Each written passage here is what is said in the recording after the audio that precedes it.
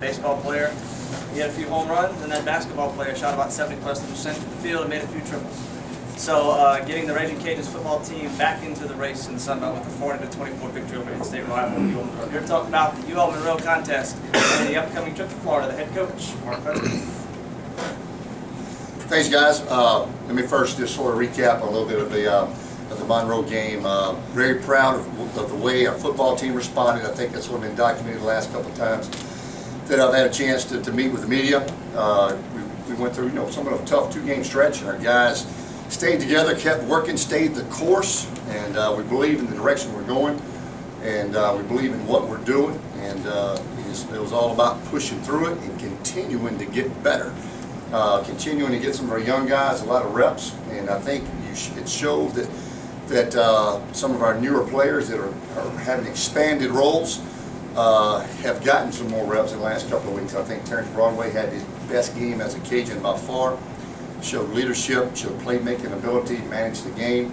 Then you saw Jamal Robinson come in and have such an outstanding game. James Butler, Torrey Pierce, the list can go on and on. So we've had a lot of guys step up, make plays as they mature, and obviously it's really helped our football team as we went on the road and won at a tough place to play. So excited to get that win.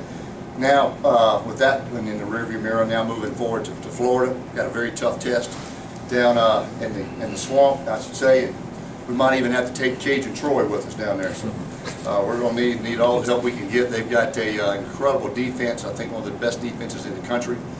And so it'll be a huge challenge. And but our players are excited about the opportunity. And we'll have a great week of practice, another great week of preparation. And I know those guys will be ready to go down and compete and play awfully hard. So we're looking forward to this opportunity. So with that, I'll open up any questions. What was the single most satisfying thing on Saturday for you? Other than the win, obviously the win was the most important because it felt like we got the football team back on track a little bit. We saw guys make plays. We saw guys do their jobs. We saw a team play for 4 quarters. We saw an offense have 7 drives of 75 yards or more. Thought that was just unheard of. One of the best offensive performances I've been a part of. Saw some great individual performances, but probably the most satisfying part was Terrence Broadway. As much heat as he's probably taken in the last 2 weeks, to see him play the way he played and just show the class and to show the way he competed and managed the game, put the team on his shoulders, and played that game to win. So that was really, really satisfying. Torrey Pierce has gone from a guy who was 4th in the depth chart to a guy who was getting carries, when the game was already decided.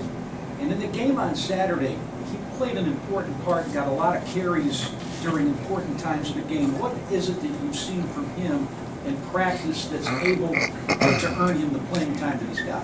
He has got, some guys have got a lot of size, strength, and speed. Every one of our backs, we think, are very talented. They all bring something different to the table that really helps our team.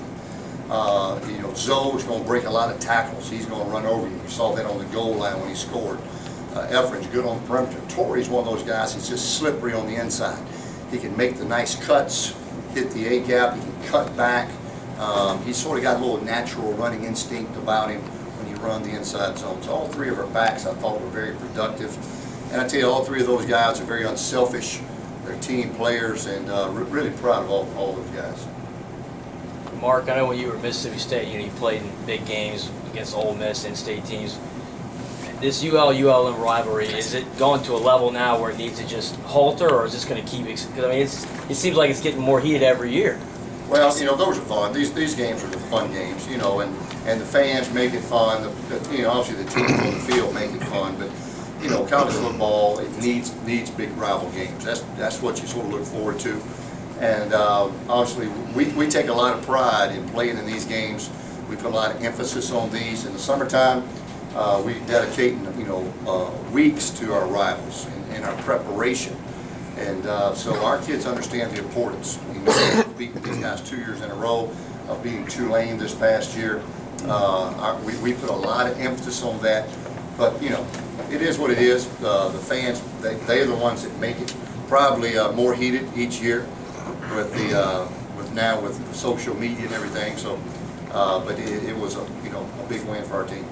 Coach, can you talk about your offensive line play and I guess narrowing in on Andre Uval and I guess having several bad snaps in the past few games. Can you just talk about that real quick? You know, Andre Huval is the quarterback of that offensive line. I've already told him he needs to go into coaching. He's got that good of a grasp of our system and what we're trying to do.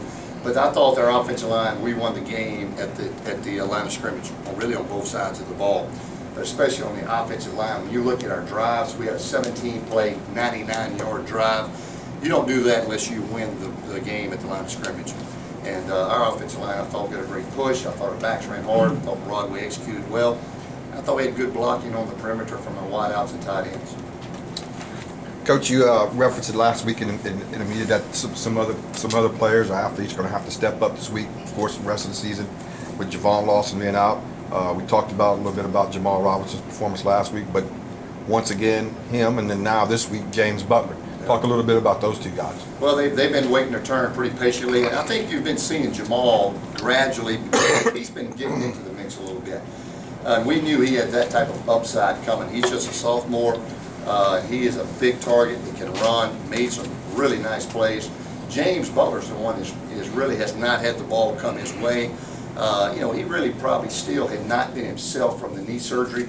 I think we just saw that glimpse of James Butler, that what he used to be the other night. And I think this will be a great confidence builder for him as we move forward the rest of the year and the rest of his career. So, you know, if you look at our wideouts, we're still a very young bunch with, I think, a very talented young group. So it's great that we have this type of depth. Coach, if you can't talk about the job Will Muschamp's done down there at Florida, looking toward this game, and also just talk about their offense a little bit.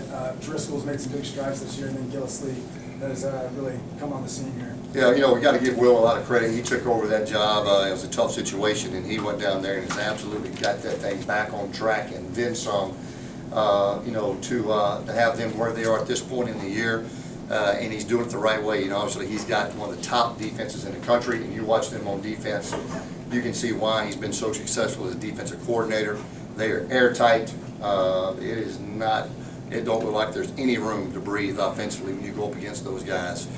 They do a great job at fundamentally sound. They play hard, and just for him, the way he's put that program together says a lot about his leadership too. So he's done an outstanding job. And like I said, I'm a little bit familiar with Will, and you know, followed his career, and so you know, he's done a fabulous job.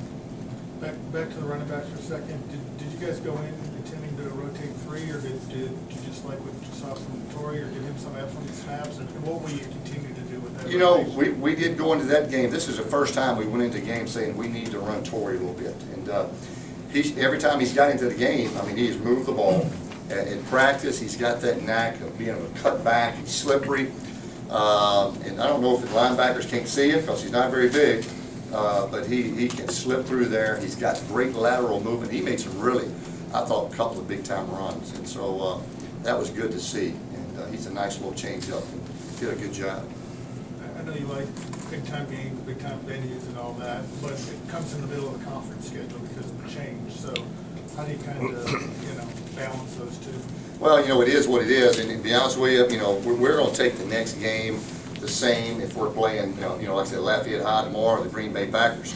We're going to prepare the same as we do each week. We're taking it one game at a time, and you know, this game right now is the most important game in the history of this university. So we're going to have a great week of preparation, and go down there with our guns loaded, and our kids, I know, are going to play hard and going to execute well.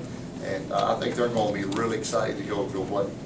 Coach, when you went up to Oklahoma State, you got behind early, maybe did some things that you didn't really want to do, you know, didn't play your best game, you know, Right. Went up there, maybe did a little too much, you know what I mean? So what do you take from that game going to play another big-time game before? Well, I hope we were a little better team than we were when we first went up there. Went up there our first game with 7 guys on the defense side of the ball who never stepped on the field or played very much.